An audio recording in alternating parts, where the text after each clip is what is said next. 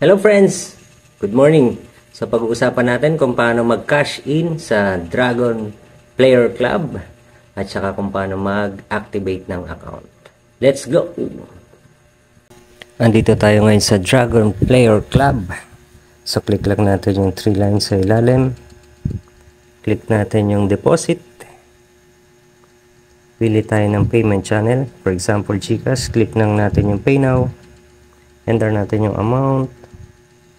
Click natin next. Click natin yung Pay Now. Kunin natin yung GCash number.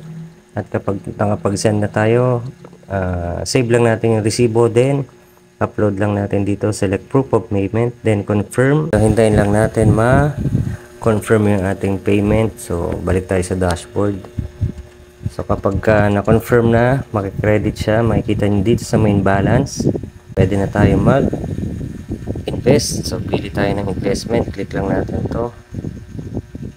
Pili tayo ng plan. So, pwedeng 3 months. Pwedeng 6 months. Mag-invest tayo ngayon. 6 months monthly passive. Click lang natin invest now. So, meron tayo ditong deposit balance. I-enter lang natin yung 1,000. Then, click invest now. Hintayin lang natin siya. Yan. Purchase successful. So, ganyan nga lang kasimple kung paano mag-cash in at saka mag-activate ng account dito sa Dragon Player Club.